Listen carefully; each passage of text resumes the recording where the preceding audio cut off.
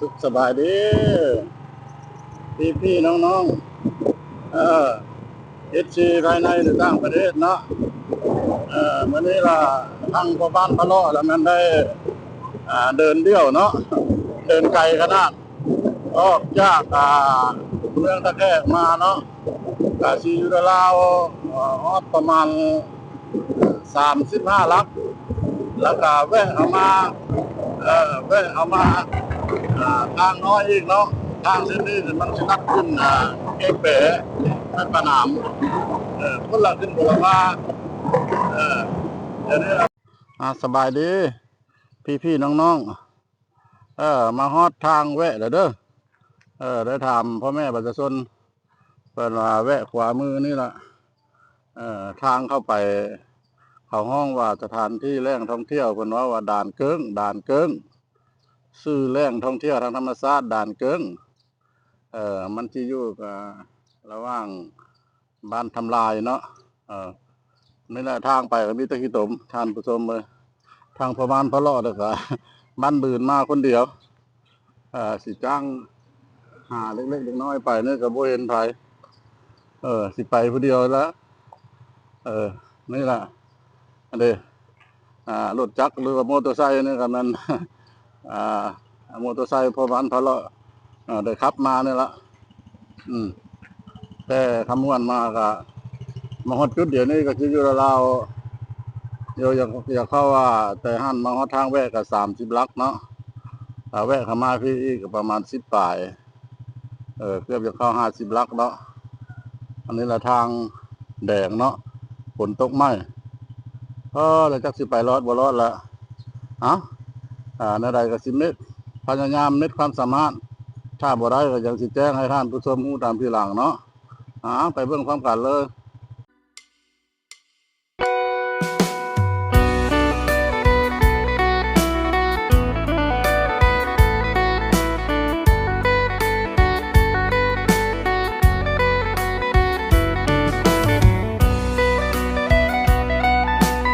สบายดี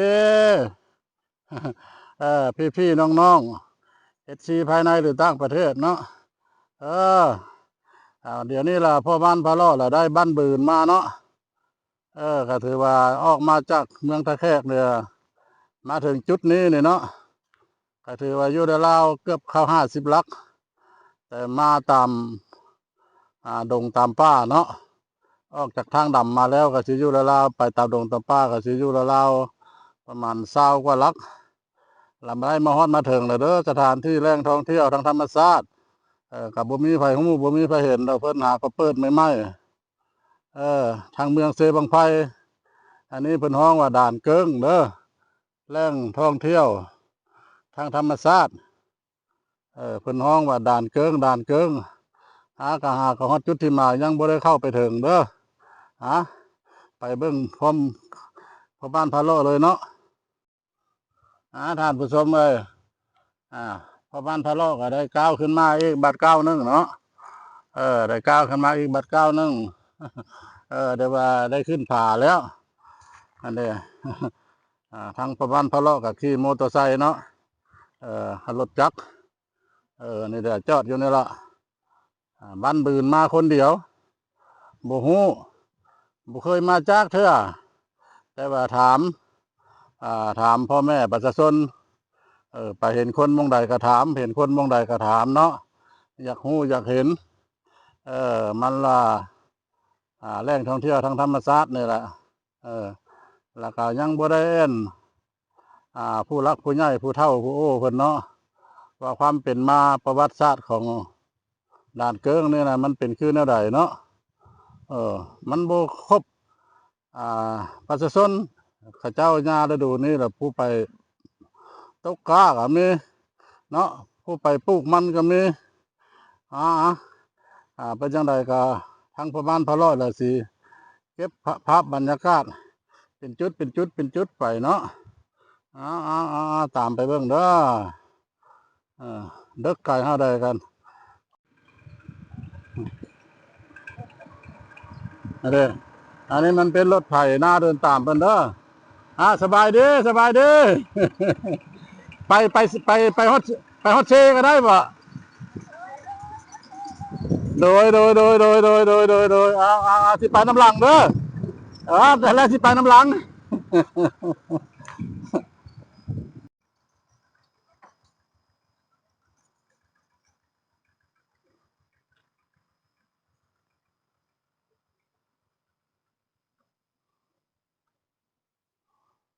อันนั้นแหละตามชาวบ้านเพิ่นว่าทางเจ้าเมืองเพิ่นเนาะเจ้าอำเภอเพิ่นได้มาปลุกเป็นหอคอยชมวิวทางพ่อบ้านพะเลาะเนี่ยก็ยังบ่ได้ขึ้นไปฮอดเนาะเดี๋ยวจังน้อยยังสิขึ้นไปถ่ายทำให้ท่านผู้ชมเห็นเนาะยังเก็บภาพทางลุ่มเบิ่งก่อนมันที่เป็นหินด่านอันนี้นะเด้อเป็นห้างว่าด่านเกิ้งนี่ล่ะ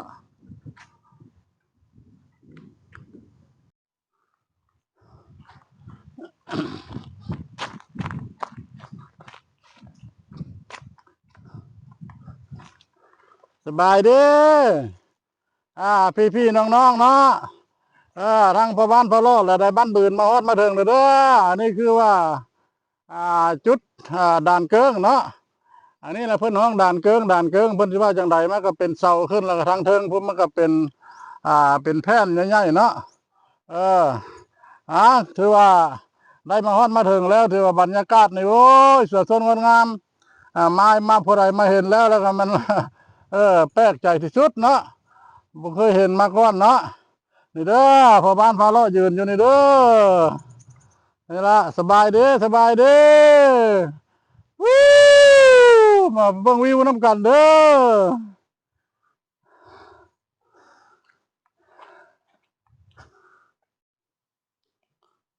อสบายเด้ท่านผู้ชมอันนี้ละมันจุดเด่นกว่าหมู่เด้อ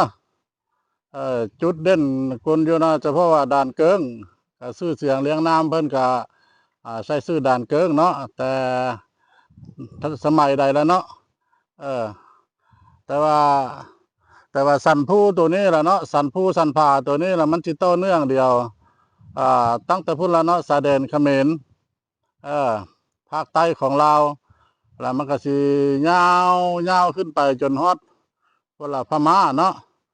ไปผ่านเวียงจันทน์ผ่านบุรีคำไซคำม่วนบ่อนต่ำบ่อนสูงอันนี้ละมันบ่อนสูงเด้อต่อไปนี่ละมันสิเป็นสั่นไปลงพุ่นแล้วไปใส่เขาห้องว่าเซบังไพเนาะเซบังไพเขาห้องว่ามันสิมีของผู้ซอยผู้ซอยก็จะแม่นผู้ตัวนี้ละต่อไปใส่กระทบเดียวกับผู้ซอยแล้วก็ต่อไปใส่สวรรค์ไปคันว่าแล้วมันก็เป็นลวงกระทิบเนาะลวงกระทิบลวงขี้คือหลังแดงสมัยตะกี้นอนตะแคงแล้วเอาดังคุ้งผ้าเพิ่นเฮ็ดใส่หนูง่วงตามพ่อแม่เพิ่นเว้าให้ฟังเฮ็ดใส่หนูง่วงแล้วมันเป็นเดี๋ยวนี้แหละเขาห้องสร้างทางปัจจุบันนี่แหละขันมันทึกแล้วเพิ่นก็เอาใส่พกผ้าจากความใหญ่ความน้อยซะได้อันนี้ก็คือซีเมนต์เพิ่นนั่นแหละที่เพิ่นสิเฮ็ดแนวใดอนุรักษ์ว่าแนวใดเนาะเพิ่นย่อเอาตามเบิ่งเพิ่นก็สิย่อเองเพิ่นแหละจักใหญ่จักน้อยนอนตะแคงหูดังคงผ้าเนาะอันนี้มันจะเป็นสายเด้อสายผู้สายผาหลังคานั่นแหละมันเป็นหอคอยจังน้อยพอบ้านพะเลาะก็สิขึ้นไปชมวิวหอคอยนั้นเนาะอันนี้ยังท่าอยู่ด้านลุ่มนี่ล่ะรูปทรงเพิ่นก็เป็นขึ้นอันนี้ล่ะเด้ออันนี้ขออนุญาตนำท่านผู้ชมทั้งหลายเนาะเพราะว่าภาพบรรยากาศนี่แหละบ่ยังงามเพราะว่าเดี๋ยวนี้ปัจจุบันนี่ก็อยู่แล้ว12 โมงตรงๆเนาะพอบ้านพะเลาะได้มาฮอดนี่ก็11 โมงกว่าปัจจุบันนี่ก็12 โมงตรงเนาะแดดมันก็ก็ฮ้อนแล้วเนาะภาพมันบ่ยังงามขออนุญาตบัดภัยนำเด้อคันสิอยู่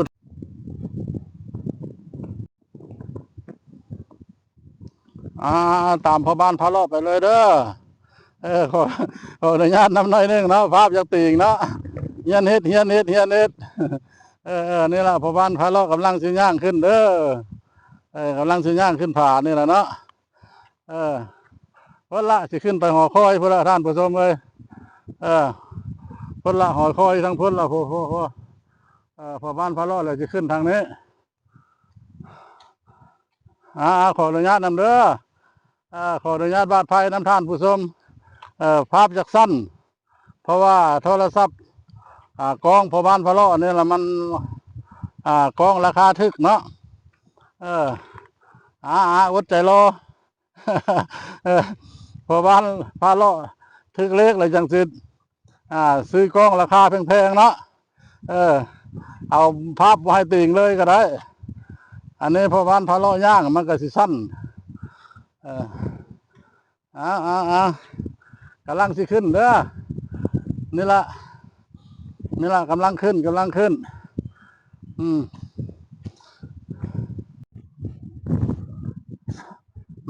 มากินข้าวพี่น้องเอ้ยกินข้าวง่ายน้ำเดียวเด้อ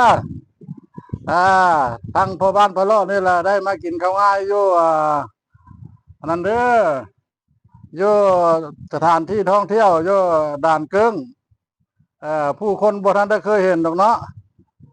สถานที่แห่งนี้ล่ะถือว่าบ่ทันได้มีใครเห็นมาก่อนเนาะแต่พ่อบ้านพ่อรอดล่ะชวนหมู่กับบ่มานำเลยมาผู้เดียว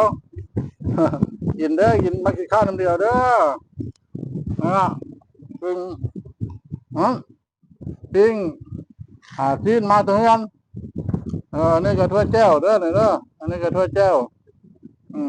นี่ก็อันนี้ก็ปิ้งกันกระดูกข้างหมูมาตัวเฮือนนี่นะมะม่วงเด้อทานประโยชน์เด้อมะม่วงไข่เด้อเนาะจำเจ้าที่จะถ่ายเป็นกินกัน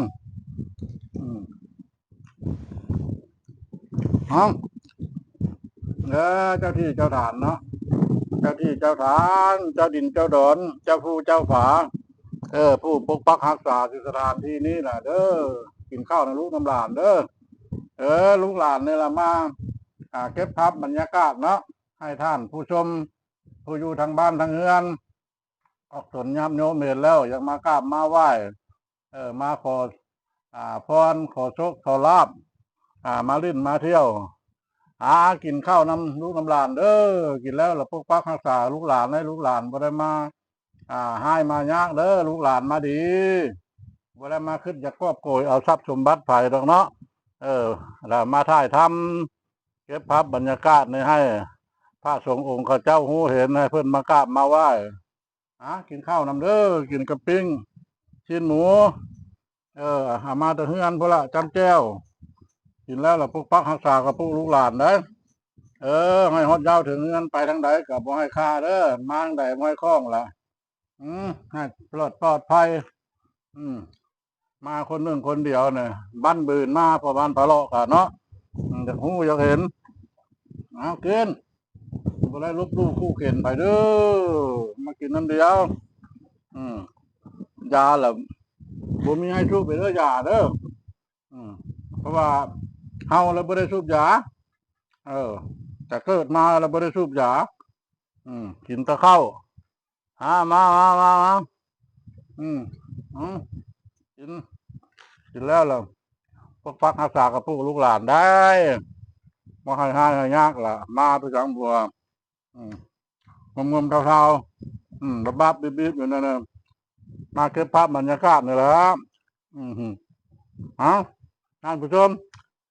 ถึงกับปิ้งชื้นเด้อเอาละงานน้ำท่านผู้ชมนะบ่มีผ้าบ่มีมิดซอยเนาะมิดก็บ่ได้มาป้าอยู่เฮือนมิดดวงเดียวก็บ่ได้มาซ้ำมาจำเจ้าท่านผู้ชมเจ้ามักเพชร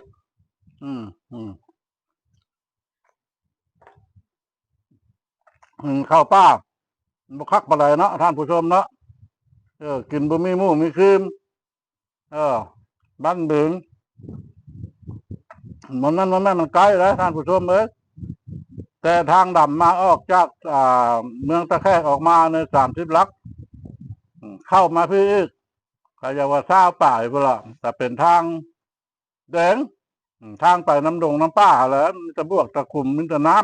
ำตื่นมาบ้านพะเลาะก็เดิมตื่นรถกับหัวครับออกไป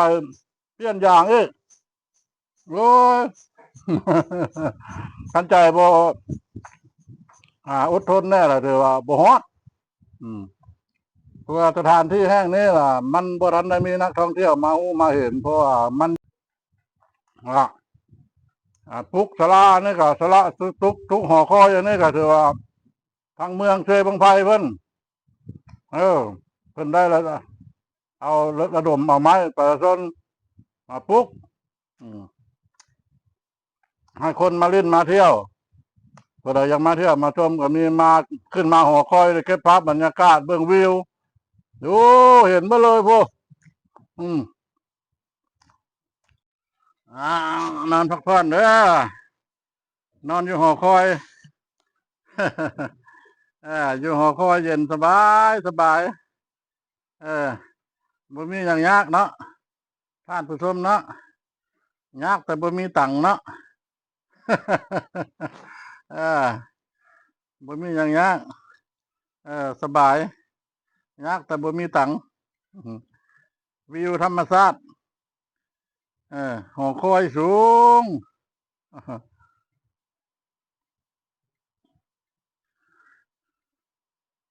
มา